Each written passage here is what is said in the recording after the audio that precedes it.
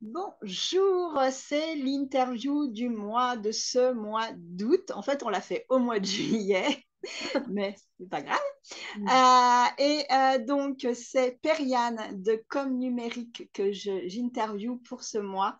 Alors, Periane, je l'ai découverte sur Instagram et en fait, ce qui m'a interpellée chez elle, c'est ça, bien sûr, sa manière de communiquer.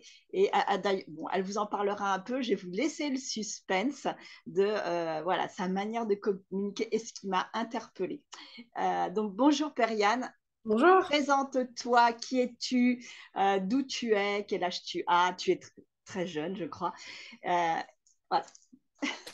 Alors déjà, merci beaucoup pour l'invitation. Je m'appelle, comme tu l'as dit, Periane. Je suis communicante numérique.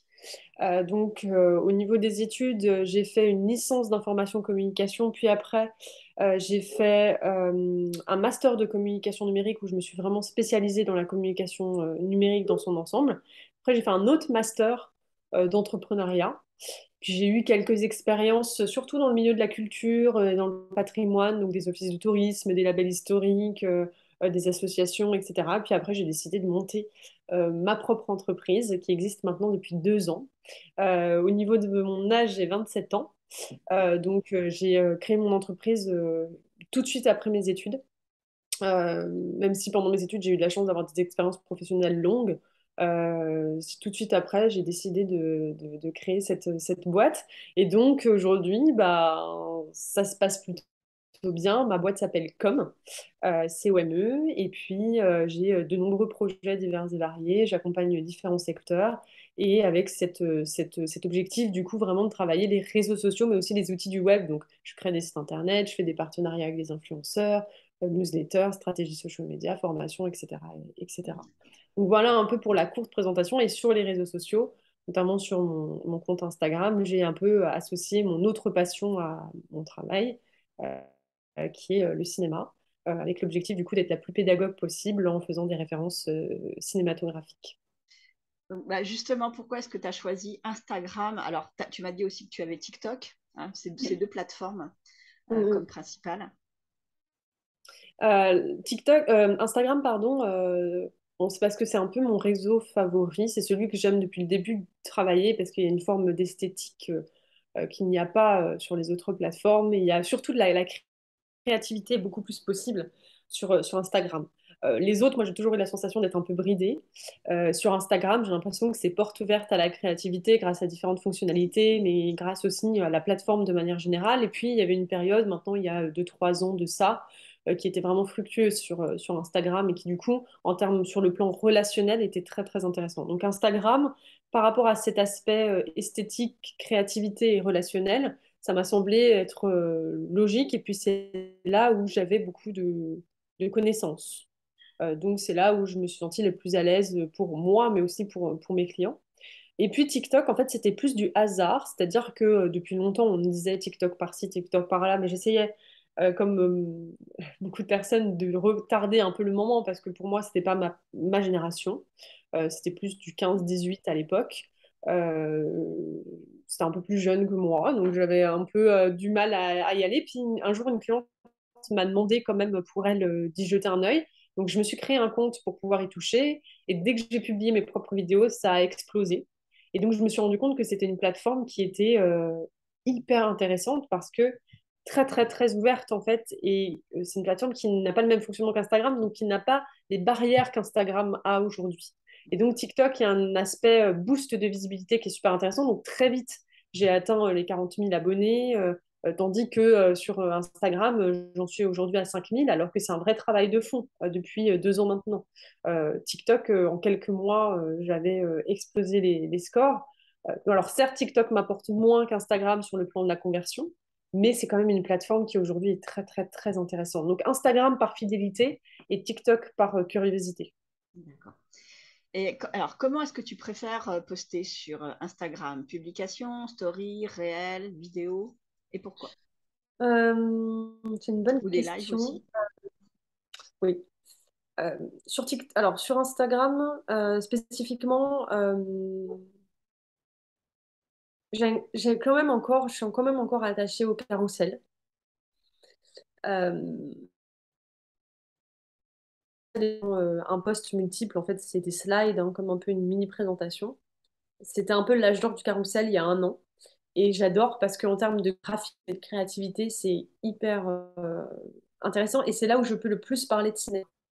Mais je me suis quand même intéressée aux Reels de plus près. Euh, J'y suis quand même un peu attachée maintenant à ce format. Mais Instagram commence comme ça et du coup j'aime poster quoi. J'aime poster, j'aime la simplicité de la plateforme aussi d'il y a quelques années. Et que sur TikTok j'aime beaucoup les lives. Je trouve que TikTok les lives apportent énormément euh, il y a un côté très très interactif que ne permet pas la publication classique sur TikTok. Donc voilà. Ok. Alors, comment est-ce t'est venue l'idée justement de te démarquer par l'univers du cinéma? Parce qu'en fait, ce qui m'a attiré chez toi, bah, ce sont tes publications, c'est ton utilisation voilà, de personnages, de dessins animés, de films. Donc, voilà, comment ça t'est venu? En fait, depuis petite, je suis passionnée de cinéma. Donc moi, à la base, je voulais être cinéaste. J'adore l'univers de Burton, j'adore l'univers de Pixar. Ça a toujours été un peu ma première passion. C'est-à-dire que j'adore ça. Je ne peux pas vivre sans cinéma. Donc même tous les jours, j'écoute de la musique de film. Je regarde chaque année des cérémonies ciné. Donc c'est vraiment ma passion ultime. Et puis, en arrivant sur Instagram, il fallait que je commence à créer des choses pour me démarquer aussi, parce que déjà, le début, déjà il y a 2 ans, il y avait beaucoup d'experts sur la plateforme qui proposaient de la pédagogie et des conseils social media. Et je sais plus, j'ai eu une idée déjà de faire une citation de film, euh, comme si en fait la citation de film était au fond un conseil de communication. Euh, donc j'avais pris Vers l'infini et l'au-delà, j'avais pris, je ne sais plus ce que c'était, j'avais pris une citation du parrain, et puis dans ma description, je disais en fait, vous avez toujours, en gros, ça voulait dire, vous avez toujours cru que c'était une citation classique de cinéma, mais en fait c'était un conseil de communication. J'avais eu cette idée, je me rappelle dans la douche d'ailleurs, je m'étais dit, tiens, je pense que personne n'a encore fait ça. En plus, moi j'adore, du coup, quand on communiquer sur ce qu'on aime, c'est beaucoup plus fluide que communiquer sur quelque chose qui ne nous intéresse pas tant que ça au fond, même si c'était notre métier, hein. Donc du coup, je me suis lancée là-dessus, puis après, les carousels sont venus avec les personnages, au fur et à mesure, les associations, ça a été un peu une construction pyramidale, quoi. Et du coup, j'ai su que ça plaisait surtout en termes de moyens mémotechniques. C'est-à-dire qu'il y avait beaucoup de personnes qui retenaient les conseils aussi parce que c'était des personnages. Donc, il y avait beaucoup de personnes qui me retenaient le conseil parce que c'était Mary Poppins ou qui retenaient ce conseil-là parce que c'était Shrek, ou etc., etc. Donc, il y avait un côté, j'associe au personnage le conseil et donc, du coup, j'arrive à plus le retenir qui, moi, m'a semblé très, très intéressant. Donc, par passion et parce que j'ai compris qu'il y avait un impact et que ça n'avait pas encore été fait, surtout, j'ai continué dans ce sens-là. Des fois, je me dis, est-ce que je continue ou pas cet aspect ciné? Est-ce que les gens sont pas saoulés? Et en fait, c'est tellement devenu ma patte, ma signature que le détourner, oui, mais le lâcher, je ne le pense pas. D'accord. Et alors justement, où est-ce que tu trouves, parce que moi ça m'avait interpellé toutes Euh, ces images, ces gifs, les vidéos d'illustration, et aussi par rapport au ouais. copyright. Comment ça fonctionne du coup? Alors, au départ, en fait, je faisais mes propres graphismes. C'est-à-dire que quand on remonte il y a un an de ça, je faisais moi-même les personnages de cinéma à l'ordinateur. Donc là, j'avais pas de problème de copyright. Euh, et puis après, effectivement, ça s'est complexifié. Il y a des sites quand même libres de droit. Et il y a une certaine loi numérique qui permet, enfin, qui dit qu'en gros, quand il y a un changement du visuel, ça pose pas tant de problèmes que ça. Puis il y a une créativité sur les réseaux sociaux qui permet de protéger aussi quand même l'utilisateur. C'est-à-dire que aujourd'hui sur les réseaux sociaux, il y a tellement de personnes qui utilisent des extraits de films, des images de films, il y a tellement de comptes de passion de cinéma que ça me semblerait compliqué qu'il y ait de la police. Attends, j'ai un souci, j'ai quelqu'un qui est en bas. Ah, vas-y. Attends, je ne sais pas si on peut mettre en pause. Euh, Oui, donc du coup, ce que je disais, c'était que effectivement, au début, c'était un peu compliqué. Je faisais très attention à changer. Puis après, j'ai compris aussi un peu les lois du social media, c'est-à-dire que il n'y a pas de police social media. Alors, j'ai déjà été embêtée quand j'ai tendu un peu la corde, tiré un peu la corde. Ça m'est déjà arrivé d'avoir des notifs d'Instagram en disant, bah non, vous pouvez pas, notamment quand des extraits vidéo plus.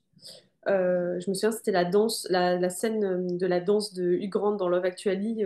J'avais voulu la mettre pour parler de quelque chose et on m'avait tout de suite dit, bah non, c'est une propriété de euh, la Warner ou je sais plus ce que c'était.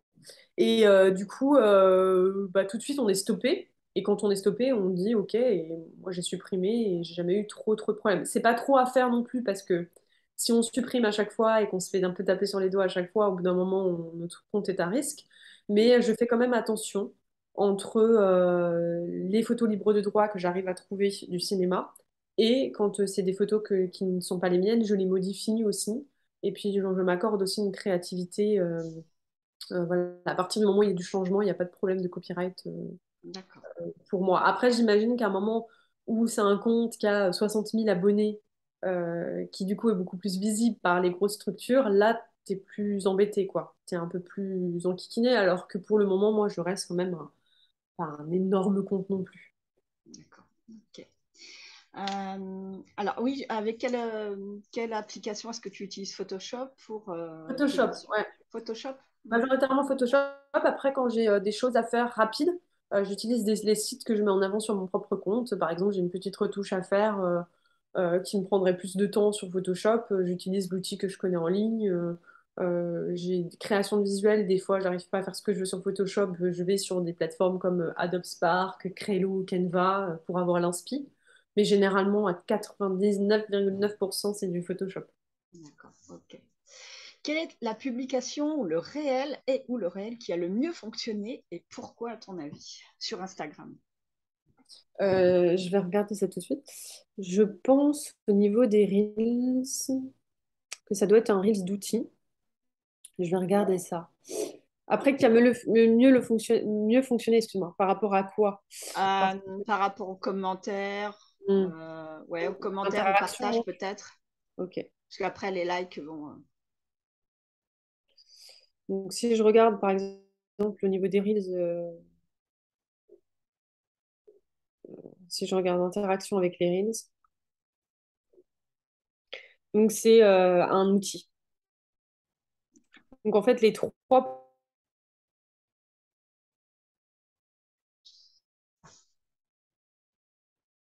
Ah, j'ai un bug.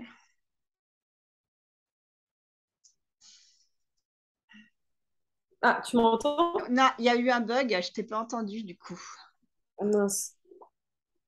Alors, attends. Je vais me remettre sur la 4G.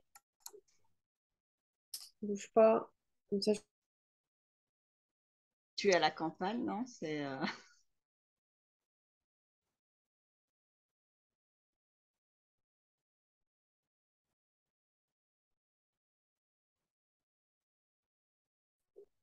Allô, allô? Oui, oui, alors Ah, c'est l'image bon. est figée, mais je t'entends. Oui, voilà. Tu es à la D'accord. campagne, non? C'est. Oui, Bah, comme moi. Bon. pour moi, je suis à la campagne. Ouais. C'est bon, là, tu me vois bien? Ouais, mais ouais, l'image est un peu figée. Ouais, C'est bon? ça va. Ok. Euh, donc oui, donc les Reels, moi je te disais, c'était majoritairement des outils. C'est vraiment ma ligne éditoriale, c'est ce qui fonctionne le plus parce que je pense que c'est pédagogique et qu'un format comme ça, court et dynamique, a besoin d'une transmission spécifique.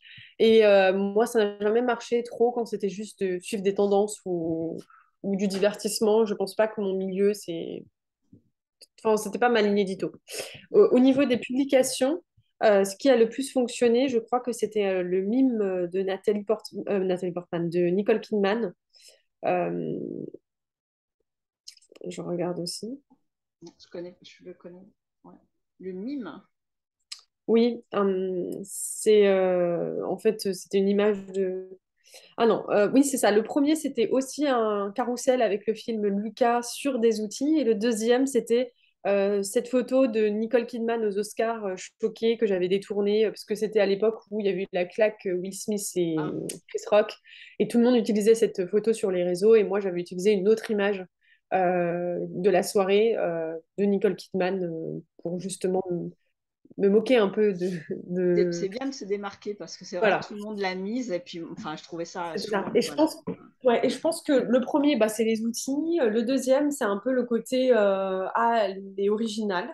Je pense parce que tout le monde voyait ça, il n'y avait que ça dans le fil d'actualité des gens. Et je pense que ça a fait sourire que je contourne et que je ne parle pas de ça.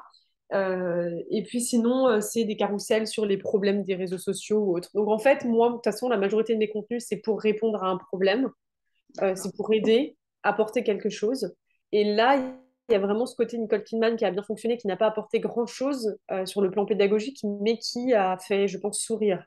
Et Et qui qui a du coup a tiré sur poussé à toi, non? l'interaction. Aussi. Qui a tiré sur ton compte? Oui, oui, exactement. Et puis je pense que il fallait que je trouve une solution parce que j'étais le compte qui parlait de cinéma, mais en même pas 24 heures, tout le monde d'un coup parlait de cinéma du coup parce que il y avait eu cet événement qui faisait l'actualité. Donc il fallait que je trouve un moyen de garder ma ligne édito, mais toujours garder aussi mon originalité. Et puis ça avait plutôt bien fonctionné.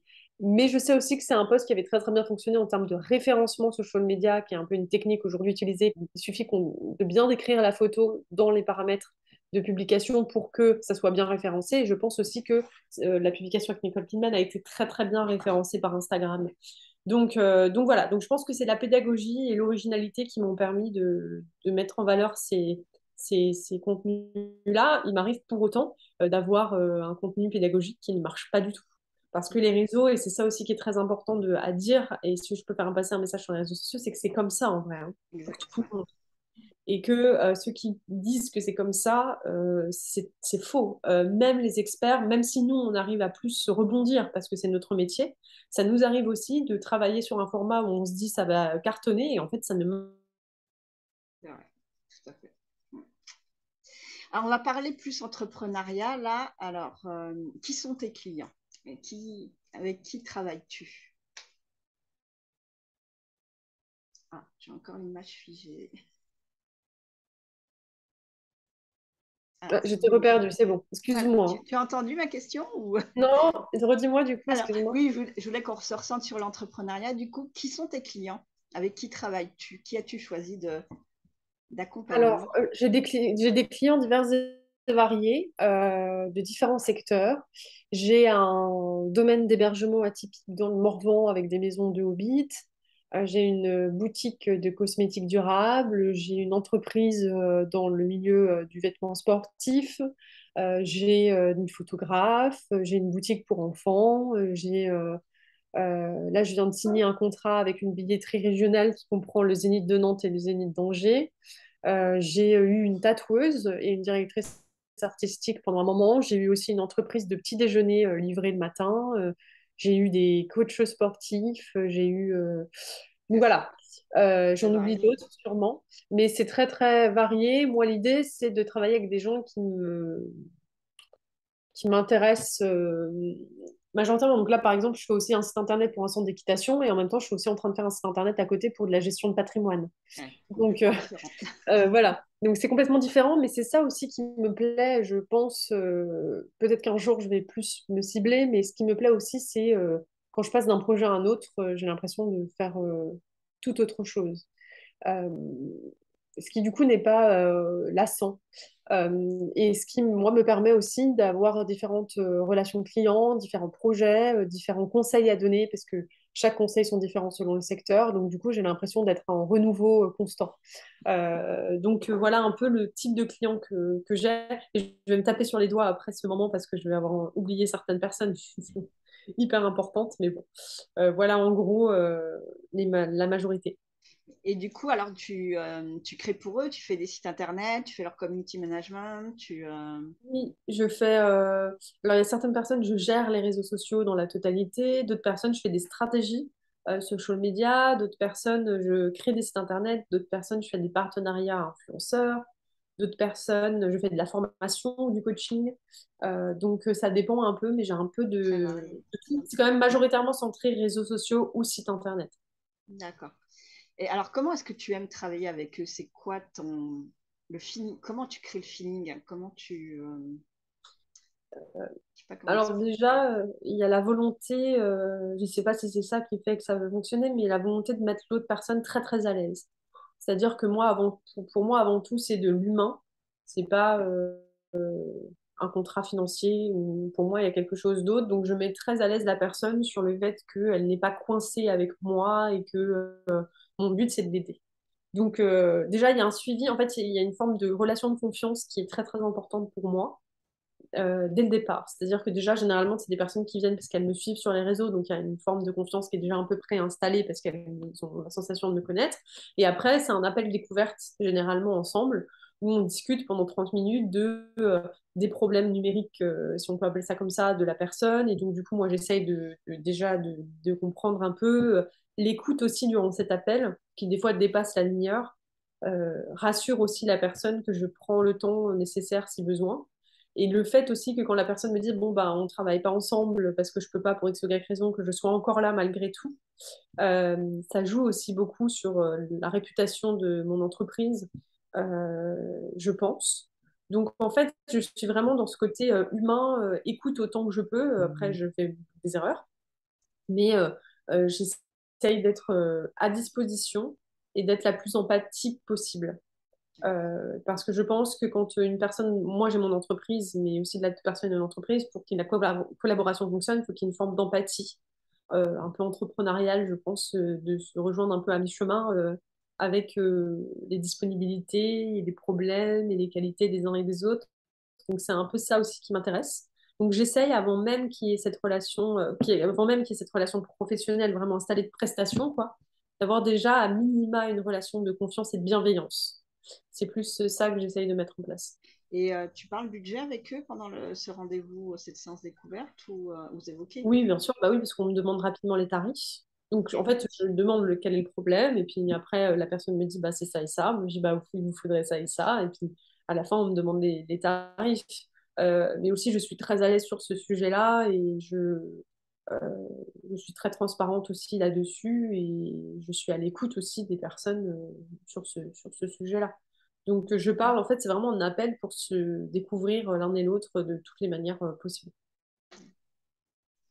Je voudrais qu'on aille sur l'écriture. Moi, enfin, j'ai une expertise en rédaction persuasive et l'écriture, Oui. c'est quelque chose que j'aime beaucoup. Et toi, bah, tu es aussi une experte en rédaction, en copywriting, en rédaction persuasive, je suppose. C'est quoi ta personnalité d'écriture à toi? Comment tu la définirais? Hum, J'essaye en tout cas d'aller dans le lâcher prise, surtout sur les réseaux sociaux, parce que j'ai eu une éducation, enfin des expériences professionnelles où c'était très institutionnel. On m'a appris à écrire en fait de manière très institutionnelle, dans mes études ou de manière très sérieuse. Et je me suis vite rendu compte qu'en fait il fallait lâcher prise et être authentique aussi dans sa prise de parole pour permettre l'identification. Euh, donc j'essaye, même si des fois je pense que je suis un peu, j'y arrive quand même, mais j'essaye d'écrire comme je parle, où j'ai un peu cette idée dans la tête que on m'a toujours dit parle sur les réseaux comme si tu parlais à quelqu'un qui est en CM2. Je sais pas pourquoi d'ailleurs, mais je sais pas pourquoi CM2, je suis en train de me demander. Bah, c'est Mais, ouais, enfin primaire, un bon, bref. langage. C'est vrai qu'en fait, dans nos métiers, on a beaucoup de mots techniques et des fois Mm, très compliqués. Moi, je mm, sais que j'essaie d'être dans le plus simple avec voilà. dans ma communication et puis avec mes clientes, de pas Mm, utiliser trop de mots techniques. Et je pense que voilà, il y a ça aussi, le fait de voilà d'être plutôt dans l'explication et d'être à la portée en fait des gens. Je pense que c'est quand même oui, aussi oui, c'est ça, c'est être à la portée des gens, c'est être. En fait, moi, j'essaye d'écrire comme si j'écrivais un texto, par exemple, ou un SMS à des amis. Comme si c'était un peu un groupe d'une dizaine de personnes sur WhatsApp ou je sais pas quoi, et que j'écris. J'ai un peu ce ton-là, euh, et j'essaye aussi d'être euh, bienveillante aussi dans mes propos, même si je pense que mon métier, il y a beaucoup d'anglicisme. Et donc, du coup, des fois, je ne vulgarise pas assez sans le vouloir. Mais en fait, j'ai pas vraiment pour répondre à ta question, j'ai pas la sensation d'avoir vraiment un style, si ce n'est essayer d'être la plus authentique possible dans ma prise de parole et d'être la plus moi-même. C'est J'ai déjà l'impression quelque que... chose, enfin, ça fait partie de la personnalité d'écriture, hein, Oui, c'est d'être vrai. soi-même, Mm. d'utiliser certaines expressions, enfin voilà, d'utiliser certaines tournures de phrases Oui, à soi. Ça oui. fait partie de la personnalité d'écriture. Ouais. Oui, c'est ça, oui. Donc j'ai l'impression que c'est un peu ce côté. J'ai l'impression que c'est moi, c'est mes mots j'essaye d'être la plus authentique possible pour qu'on soit pas non plus choqué qu'il y ait un énorme écart entre ma personnalité sur Instagram et ma personnalité en visu. Euh, donc j'essaye un peu, mais des fois encore, je suis un peu trop sérieuse. Je pense que sur les réseaux sociaux aujourd'hui, il faut se lâcher, quoi. Enfin, Hmm. faut pas non Oui, plus être vulgaire, bien sûr, mais faut parler comme dans la vraie vie, quoi. Je pense vraiment qu'il n'y a plus de barrière à avoir sur le plan de l'expression. alors tout à l'heure, enfin en aparté, on avait parlé que ton site internet était en cours de création. Oui.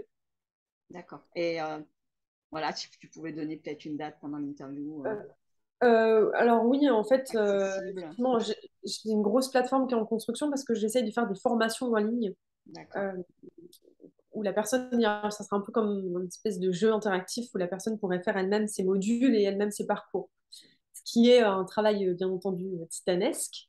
Hmm. En même temps, il y a aussi cette volonté de créer un podcast qui du coup sera sur mon site internet. Il y a cette volonté aussi très esthétique de créer quelque chose de très agréable à la navigation, bien entendu, et de proposer un peu le summum de ce que je peux proposer, pardon, en termes de plateforme web. Ce qui fait que ça prend beaucoup de temps, que déjà la majorité de mon temps c'est mes clients et que le temps qui me reste c'est mes réseaux sociaux parce que c'est ça ma principale carte de visite et mon principal attrait commercial. Donc du coup mon site internet c'est un peu par bride et du coup il me manque du temps. Euh, Parfois je me dis que j'aurais dû déléguer pour le faire parce que mais bon je suis tellement avancée que si je réexplique à mon confrère ou à ma consoeur ce qu'il en est, je perdrais, enfin, ça sera autant de temps que si je le faisais moi-même. Donc, j'ai pour objectif que ce soit avant la fin de l'année 2022 publié et opérationnel. Euh, voilà, c'est un peu ce que j'ai en tête. Bah, je ferai un edit dans l'article. Enfin, c'est gentil. Tu m'enverras le lien et on fera un edit. Avec plaisir. Dès que c'est en ligne, de toute façon, je communiquerai bien entendu dessus. Alors, est-ce que tu te sens une âme d'entrepreneuse et pourquoi? Non, je me sens pas du tout une âme d'entrepreneuse, je vais être honnête. T'es une des rares qui m'ait dit non. T'es la deuxième, je crois, dans toutes Mince, les j'aurais peut-être personnes. dû dire oui. C'est pas très cool de dire non comme ça. En fait, je sais pas, parce que moi, quand je dis est-ce que tu te sens une âme d'entrepreneuse, pour moi, ça veut dire ne pas s'arrêter à une entreprise. C'est, et peut-être que j'ai tort hein, dans ma lecture du truc, mais j'ai l'impression que c'est entreprendre partout, à multiples endroits et avoir cet appétit d'entreprendre. Moi, j'ai l'appétit de mon entreprise. Enfin, j'ai créé ce qui me semble encore aujourd'hui fou, parce qu'encore aujourd'hui, des fois, je suis encore au stade où je regarde ma carte de visite qui traîne sur le bureau et je me dis, waouh, euh, je suis encore très. Je trouve ça encore tellement, enfin, je trouve ça tellement précieux d'avoir déjà réussi une entreprise et d'avoir créé une structure plus ou moins solide, si on peut dire ça comme ça, que j'ai le goût d'entreprendre pour ça c'est une certitude. Mais le goût d'entrepreneuse et passer ma vie à entreprendre ailleurs, je ne pense pas que c'est ma personnalité. Et je sais qu'il y en a plein hein, qui l'ont. Hein. C'est-à-dire qu'il y a des personnes avec qui j'ai déjà discuté qui vont me dire ah bah tiens, j'investis là, puis en fait, je vais arrêter de créer cette entreprise, je vais la revendre et puis je vais en recréer une autre. Moi, comme c'est mon chouchou, je l'ai fait une fois. Donc c'est un peu comme demander est-ce que tu as le goût d'être maman, par exemple. Euh, Ça dépend ce que ça veut dire. Est-ce que Bah, le goût maman d'être avec maman, ses ça veut dire que je enfants, fais des enfants à foison? Ou est-ce que le goût d'être maman, ça veut dire que les enfants que j'ai déjà, je suis ravie d'être maman pour eux. Moi, c'est plus cette deuxième option. Comme c'est un grand amour pour moi de ma vie, en tout cas pour le moment, je m'arracherai toujours pour faire en sorte que comme survie, parce que je veux que ça dure. Mais de là à entreprendre ailleurs et entreprendre, passer ma vie à entreprendre, non. Donc, je sais pas si ça répond à ta question. Je pense que ça dépend un Ça petit peu, mais répond très bien. ok. Voilà. Si tu n'avais qu'un conseil par rapport à Instagram, ce serait lequel? Puisque tu es une spécialiste quand même d'Instagram. Ça peut peut-être pas sembler un peu bateau, parce qu'il y a des conseils techniques, bien entendu. Je pourrais enfin, donner des conseils techniques sur les référencements social media, mettre tel et tel mot-clé, ou chauffer le compte, comme ce qu'on dit chauffer le compte, c'est-à-dire être actif avant de poster. Ça, c'est des conseils techniques bien spécifiques, mais je crois qu'en fait, actuellement, parce qu'Instagram est en baisse aussi, c'est c'est un peu bateau, mais ça me semble tellement important, c'est être doux avec soi-même. Je crois que euh, quand on poste, il y a cette obsession de l'interaction, du like, du commentaire. Et quand un post ne fonctionne pas, et quand je ne fonctionne pas, c'est n'a pas ces vanity metrics-là, alors que, enfin, ces indicateurs social media-là, alors que un post peut très très bien fonctionner, mais ne pas avoir beaucoup de likes. Et c'est comme ça que ça se passe aujourd'hui. Bah, dans le commande mortel, c'est un peu une forme de flagellation social media, je trouve, qui est très nocive.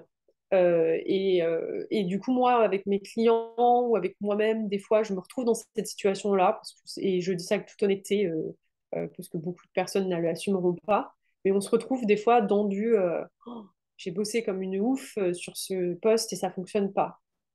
Et c'est parfois rapide de faire le raccourci de je suis nulle. Et je le comprends, enfin, je le ressens parfois pour moi-même, mais aussi pour des clients qui me viennent me voir et me disent j'arrive pas, j'arrive pas, j'arrive pas, et il y a une forme de découragement. Moi, je pense qu'il est temps de désacraliser tout ça et de faire passer le message que c'est galère pour tout le monde. C'est moins galère pour des experts, c'est sûr, parce que c'est notre métier. Mais on passe tous par des moments où ça marche pas. Et il faut arrêter de penser que ce qui ne marche pas sur les réseaux sociaux est représentatif d'une identité entrepreneuriale ou d'une identité tout court. En fait, c'est naturel. Euh, Ça serait comme passer une vie sans tomber malade. Ça serait quand même incroyable. C'est naturel de rater. Et l'échec social media est incontournable, en fait. Pour moi, et je pense qu'il faut dire aux gens que c'est OK d'avoir des posts qui ne fonctionnent pas, que c'est OK de ne pas avoir beaucoup de likes et que c'est OK de galérer. Et des fois, j'ai envie de faire passer ce message-là parce que les plateformes sont de plus en plus exigeantes et donc les gens sont de plus en plus exigeants avec eux-mêmes, alors que c'est censé être des accélérateurs et c'est pas censé être des corvées. Donc j'aurais un peu cette notion de soyez doux avec vous-même, même si c'est un peu bateau, ça me semble important, et puis prenez du plaisir, parce que des fois c'est en prenant du plaisir et en faisant les choses comme ça que ça marche très très bien. Et puis, si je donnerais un petit conseil technique, ça serait la régularité. Je pense que c'est ce qui est le plus récompensé encore aujourd'hui, c'est être régulier. Ne pas lâcher sur ce plan-là permet vraiment d'apporter un flux hyper cohérent. Je suis complètement d'accord avec toi. Voilà. Et si tu avais un ou des conseils pour une future créatrice d'entreprise, ce serait quoi? Puisque tu as commencé tout de suite après tes études et très vite. Voilà, Ouais. le conseil que toi, peut-être que tu aurais voulu et que t'as pas trouvé, tu n'as pas eu Ouais. qui te semble important. Bah, je vais répondre à cette question avec deux choses, parce qu'il y a un premier conseil quand j'ai débuté qui m'a beaucoup aidé et sur lequel je me suis beaucoup basée. Parce que moi, quand j'ai commencé, tout le monde m'a dit ne crée pas ton entreprise, c'est une bêtise. Beaucoup de gens me disaient de ne pas le faire. Et puis un jour, euh, on m'a dit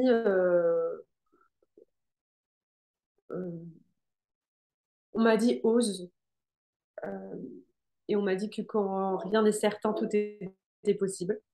Et c'est une phrase qui m'accompagne encore aujourd'hui, parce que je suis quelqu'un qui est très très dans la réflexion, qui n'est pas du tout aventurière pour un sou, qui a très peur de tout. Je suis une angoissée de la vie. Donc monter une entreprise, c'était très angoissant pour moi. Et en plus, quand des gens autour de moi me disaient que j'allais rater, c'était d'autant plus angoissant. Et quand j'ai entendu quand rien n'est certain, tout est possible, je me suis dit, en fait, euh, tu peux autant réussir que tu peux te casser la figure. Et du coup, j'ai eu un espèce je sais pas, de soulagement de me dire que l'important, c'était de oser. Et je pense que si quelqu'un me disait, j'ai envie de créer mon entreprise, il y a forcément des doutes avec. Et je pense que je dirais à cette personne, euh, ose parce que tu peux être très surprise de la tournure des événements. Et rien que passer le pas, c'est déjà énorme. Et la deuxième chose, je pense, parce que je suis dans cette réflexion-là, je pense que je dirais à quelqu'un d'avance, parce que moi, ça, on m'a pas dit, ne sois pas trop perfectionniste. Euh, il y a une fille qui dit, Aline de The Bee Boost, qui dit ça souvent, je sais pas si c'est ça exactement, mais en gros, c'est ça l'idée, c'est bien, c'est mieux que rien. Euh, J'aime bien cette phrase parce que c'est vrai que en tant qu'entrepreneur, moi au début, j'avais un peu le syndrome de l'imposteur, que j'ai encore de temps en temps. Et donc, du coup, j'avais l'impression qu'il fallait que je rende des choses et des prestations excessivement bien. Et je me suis déjà retrouvée dans la situation où les clients me disaient, mais c'est trop, merci, c'est super, mais c'est trop.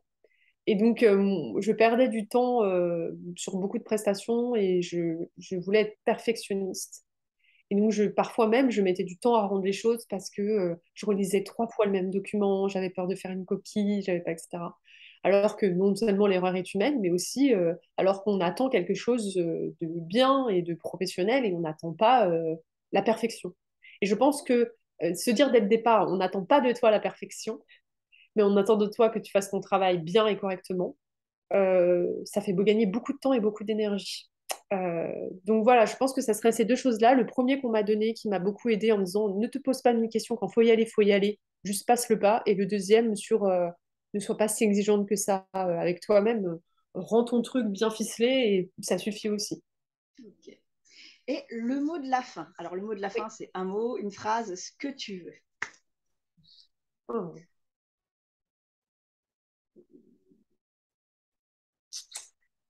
Eh ben, je suis en train de penser là du coup à une scène de film parce qu'automatiquement quand on me dit de penser à quelque chose, je pense au cinéma. Mais ça revient un peu à ce que j'ai dit. Je sais pas si tu as déjà vu ce film Paul Express, qui est un dessin animé euh, un peu spécifique. Non, Je te conseille à le regarder. Enfin, bon, c'est quand même un dessin animé lié à Noël. Faut le regarder avec des enfants. Et à la fin, la morale du film, euh, c'est d'y croire et c'est de garder un peu une âme d'enfant. Euh, et plus j'avance et j'avance dans le temps, plus je réalise à quel point c'est important. Notamment en termes de communication, je pense que croire, rester émerveillé des choses et garder son âme d'enfant pour être adulte, dans l'entrepreneuriat notamment, en fait, ça aide énormément, beaucoup plus qu'on ne le pense. Il y a un peu cette fracture, notamment dans l'entrepreneuriat, de entreprendre, avoir une entreprise, c'est ne pas montrer trop d'émotions, ne pas montrer ses échecs et euh, ne pas être vulnérable. Alors que quand on est enfant, on ne se pose pas la question. Et donc, ça me fait penser à ça parce que je pense que c'est important qu'on retrouve tous un peu en soi de ça, de qui on est depuis le départ ou de qui on est en train de devenir et d'en donner un petit peu. Euh, donc, je dirais ça, je dirais croire et garder un peu son âme d'enfant. Je pense à ça parce que j'ai publié un post là-dessus hier et ça m'a fait penser à ça, bien entendu. Et en fait, quand je communique, moi, plus je communique, plus j'ai aussi l'enfance avec moi et j'ai aussi cet enfant avec moi qui communique aussi et qui dit ce qu'il pense et qui dit ce qu'il ressent et qui parle de sa passion. Je pense que c'est intéressant sur le plan d'entrepreneuriat et ça permet de durer. Donc je dirais ça en pensant à cette scène de film qui est très belle et qui veut tout dire en fait sur tout ça. C'est une très très jolie conclusion. Merci beaucoup, Periane. Voilà, je t'ai encore plus découvert à travers ton compte Instagram. Moi, TikTok, je ne suis pas trop TikTok, mais Instagram, voilà. Et vraiment, très très heureuse que tu aies accepté. C'était une très jolie interview, malgré les petits aléas qu'on a eus. Ça, Et c'est normal. Je suis dans un endroit qui bug pas mal, donc en visio, des fois, ça rame. bah, je suis un peu la même, c'est pareil ici. En plus, avec mes enfants qui sont là. Bah oui, ça donne un peu de bruit. Merci beaucoup, Periane. Merci à toi pour l'invitation, vraiment, ça m'a fait trop plaisir. C'est le fait de parler de tout ça, c'était super agréable aussi. Donc merci à toi pour tes questions, ta préparation. Je sais que c'est du travail derrière et j'ai hâte de voir tout ça du coup quand ça sera publié. Ok. Bah, ça sera donc au mois d'août. Bah, de toute façon, les Ouais. personnes qui verront l'interview. Je vous remercie à toutes d'avoir regardé cette vidéo. Et puis, l'interviewé du mois prochain. Alors, c'est une surprise parce que, voilà, la date n'est pas encore calée, mais c'est une personne que, voilà, généralement, celles qui regardent les interviews connaissent. Donc, je laisse la surprise. Merci beaucoup, Periane. Et puis, au plaisir d'échanger sur Instagram. Merci à toi, merci beaucoup.